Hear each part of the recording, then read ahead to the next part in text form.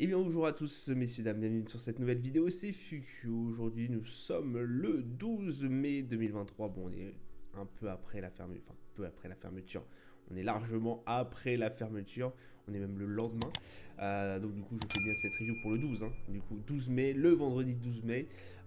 Du coup on a eu un CAC 40 qui a clôturé au-dessus de notre barre des 7400 points, on est à 7414 points.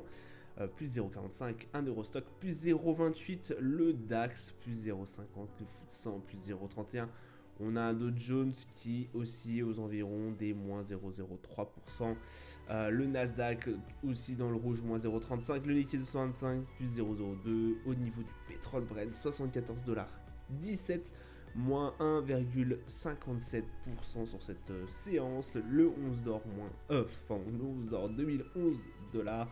L'euro USD à 1,094. Le Bitcoin en dessous de notre barre toujours, hein, on n'a toujours pas repris, en tout cas cette barre des 27 000. On n'a toujours pas reconquis notre niveau des 27 000. On est à 26 759 dollars 99. Au palmarès USRD, on a Abivax qui fait plus 12,72. On a Score qui fait plus 9,43. OVH Group plus 8,30. Au niveau des plus fortes baisses, Medancel, moins 11,99. Solocal Group, moins 8,62. Et Claranova, moins 6,57. Aujourd'hui, alors qu'est-ce qui s'est passé? On a eu notamment l'indicateur du Michigan au niveau des États-Unis et ça montre le moral du coup des ménages qui est au plus bas depuis le mois de novembre, comme c'est écrit ici. On a eu vraiment un indicateur du Michigan qui nous, comment vous dire, qui nous fait refléter un peu ce qui se passe, enfin le sentiment un peu de sur ce qui se passe sur les marchés, enfin, sur le moral des forcément aussi des consommateurs. Mais ça reflète aussi bien ce qui se passe à l'heure actuelle sur les marchés. Cette méfiance qu'on a au niveau bancaire qui est assez incroyable quand même, hein. Et aussi, bah, du coup, l'incertitude croissante dans le contexte de la négociation des plafonds de la dette, qui est une préoccupation en tout cas énorme au niveau des US. Et voilà, pourquoi cet indice, quel est le chiffre de l'indice? Rendez-vous bien compte, on avait le consensus a été plafonné à 63 indice du Michigan, il est sorti à 57,7. On était à 63,5 le mois précédent. C'est le premier indicateur, en tout cas, pour le mois de mai. Donc, il est assez important. Et là, on voit directement qu'on est sous pression. Vraiment, plafond de la dette et, et forcément,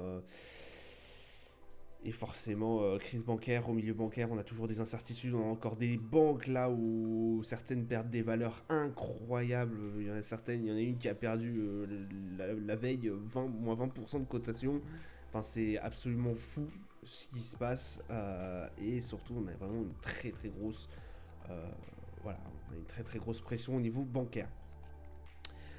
Forcément lié à ça aussi, on a une inflation, donc on a des doutes sur l'inflation enfin des doutes sur l'inflation, sur la désinflation, j'ai envie de vous dire. Une inflation qui reste tenace. Alors oui, il y en a certains qui vont quand même se féliciter que la dernière fois qu'on a eu des chiffres sur l'inflation, donc du coup pour le mois d'avril, mars-avril, mais oui, avril, pardon, oui. Pour le mois d'avril, du coup, on est une inflation qui recule. Pour d'autres, quand on va grappiller, quand on va gratter un peu plus en profondeur, il n'y aura pas que ce chiffre-là qui compte. Il y a aussi bah, forcément au niveau bancaire bah, tout ce qui se passe. Enfin bref, il y en a beaucoup qui ne sont pas d'accord. Ils pensent que cette inflation va toujours continuer, enfin va rester tenace et qu'en fait cette hausse des taux va tuer en fait, va tuer forcément l'économie avant de tuer l'inflation. Parce que là on voit déjà avec des taux à 5% et quelques, les taux finaux pardon à 5% et quelques au niveau de la Fed. Là on est à 5,35 je crois en plus. Ouais, c'est pas, on est même plus à, on est un peu plus de 5% je crois. C'est costaud quoi. Donc les États-Unis en très très très grande souffrance au niveau de certains chiffres. On voit qu'aussi on a pu l'emploi américain. Bah voilà, c'est un peu c'est un peu remis à niveau, j'ai envie de vous dire. On n'avait plus des scores extraordinaires comme on avait pu avoir il y a quelques mois. Donc écoutez, on a vraiment un contexte, certains indicateurs redeviennent normaux, oui, mais il y en a d'autres qui deviennent très mauvais. Et de toute façon, on le voit bien, de toute façon, l'indice du Michigan Consumer, c'est assez incroyable. Donc voilà un peu ce qui a rythmé nos marchés. On a eu aussi, alors là on ira sur le calendrier économique, ça sera plus simple pour moi de vous l'expliquer. Ouais, c'est celui-là, voilà. On a eu déjà en tout début de matinée, aux alentours de 8 h, la croissance du PIB, le PIB mensuel. Donc la croissance du PIB, j'ai envie de vous dire, au niveau de la Grande-Bretagne, a été assez bon. Par contre, le PIB mensuel, là, il a tiré un peu la gueule. On a une contraction qui se passe au niveau de la Grande-Bretagne à moins 0,03%. Ouais, nous on avait prévu pourtant 0%. Donc écoutez, bah voilà, en retard, en retard. Et puis forcément, on a eu l'indice du Michigan Consumer 57,7 qui était ressorti. On attendait un 63. La grosse claque qu'on a eue sur l'indice du Michigan. Très très regardé aussi par la Fed. Voilà un peu aujourd'hui ce qui s'est passé. Au niveau de nos marchés, on a eu un CAC 40 du coup à 7420 et qui a clôturé à 7420. Ce qui est dommage parce que vraiment lors des premières, la cotation début de journée était assez bonne. Bon après on a énormément réduit avec Wall Street, hélas, et de ce cas-là on a fini vraiment un peu au-dessus des 7400, on est rarement descendu en dessous des 7400. Écoutez, séance quand même dans le vert, il faut le souligner. Après on fera très très attention. On voit bien au niveau du MACD qu'on est en tendance baissière là petit à petit. Donc faire très très attention à cela. Bon après on a RSI à 51 qui reste quand même dans une assez bonne stabilité. Le DAX 15 911, écoutez ça reste assez bon dans l'ensemble. On est assez proche de notre résistance à 16 000, aux alentours des 16 000, on le voit bien, qui constitue une grosse résistance puisqu'on est pratiquement sur nos sommets au niveau du DAX, faut pas l'oublier. Donc un RSI qui est assez proche à 57, enfin qui est assez bon à 57, et un MACD toujours en tendance haussière. Pardon. Le Brent qui plonge, pour certains c'est aussi signe que l'inflation recule parce que forcément l'inflation descend petit à petit pour certains grâce à notamment la chute du pétrole. Pour d'autres, voilà, il y a certains, comment je veux dire, il y a certaines produits d'énergie qui continuent à monter. Donc les frais de douane et tout, je crois que c'est en train d'un peu monter aussi. Donc écoutez, on est vraiment dans un contexte assez compliqué. Là, le Brent est en chute parce que forcément, là, techniquement, il est en chute. À part ici où, je vous le répète, il y a eu l'OPEP+ qui s'est réuni et qui nous a fait sauter le prix à 85 $ et quelques. On est vraiment sur des tendances baissières. Donc là, 74 $ 32, un RSI vraiment, on le voit très bien en dessous de la neutralité. On est à 38 quand même, assez proche de nos 30. On n'oublie pas qui est notre zone de survente. Donc écoutez, voilà, un baril qui est vraiment à 74 $ 32, c'est assez peu cher. On est vraiment sur nos plus bas depuis un certain moment. MACD, forcément en tendance baissière. On a un 11 d'or, messieurs dames. On a été chercher, pareil, notre base des 2000, notre support des 2000. On a été rejeté, on est revenu à 2010. C'est assez comme je vous l'ai dit, assez compliqué au niveau de l'or. L'objectif serait de 2100, qui me paraîtrait un bon objectif, mais bon, on voit bien que c'est très très compliqué déjà de dépasser les 2050. Voilà, je vous l'ai déjà dit, c'est vraiment un support, enfin c'est vraiment un objectif, la barre au-dessus des 2000 en fait, c'est très compliqué parce qu'on a fait que très peu de pics à ce niveau-là et on s'est tout de suite fait rejeter très très vite et c'est dans des contextes très particuliers. Alors là, vu que c'est des contextes un peu bancaires, ça va durer un peu plus longtemps parce que là, vraiment, on parle de crise mondiale. Là, il y a une guerre en Ukraine, c'est sûr, bon, c'est une crise aussi mondiale, mais ça n'a pas impacté directement, si vous voulez, le système monétaire mondial. Et aussi comme le Covid. Le Covid, ça a impacté, mais pendant un moment, et puis tout de suite, on s'est rassuré, donc du coup, l'or a chuté. 2000, là, on est vraiment sur un système bancaire qui émet des doutes, et forcément, c'est pour ça que l'or, qui est une monnaie refuge, grimpe. Mais le souci, c'est que là, on sait pas combien de temps ça peut durer ce charabia avec les banques, quoi.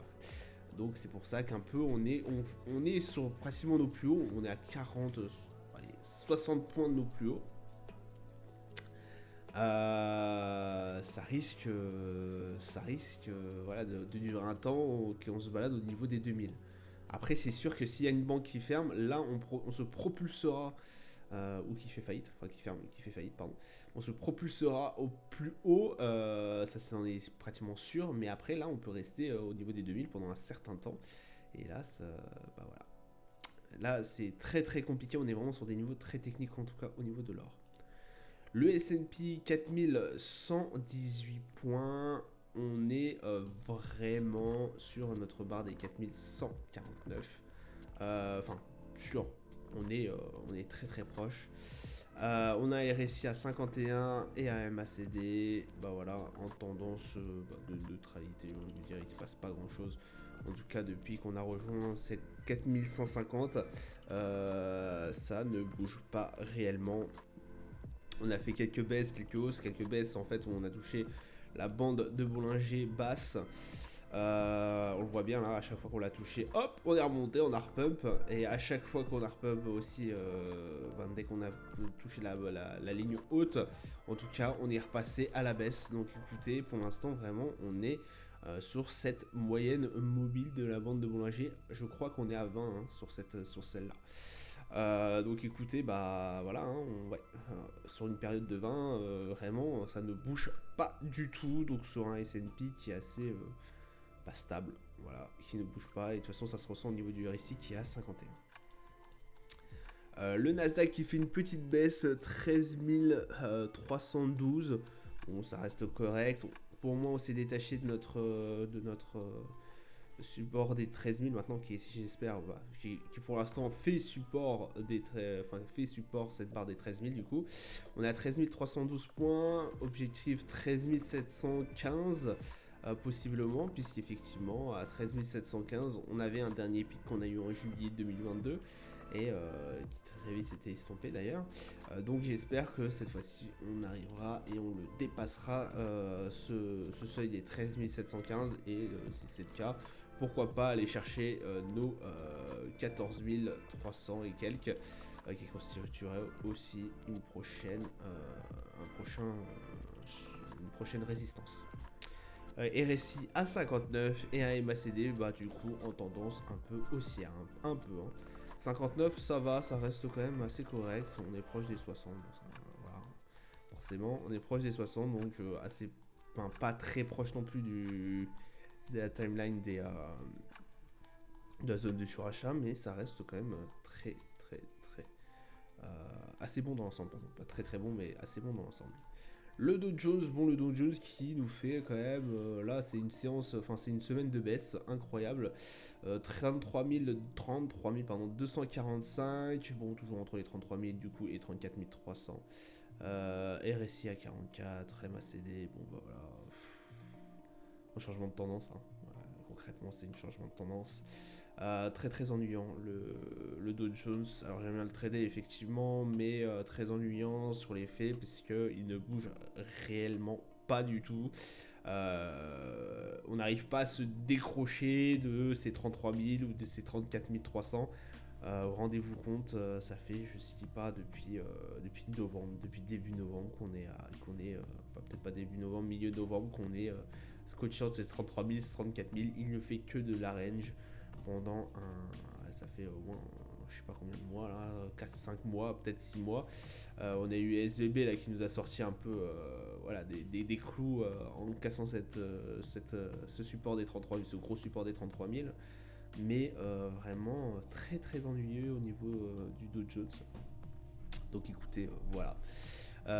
Donc ce sera tout pour moi pour aujourd'hui. Je vous souhaite une excellente journée et un bon week-end à vous. Je vous dis à plus tard. Portez-vous bien. Ciao ciao.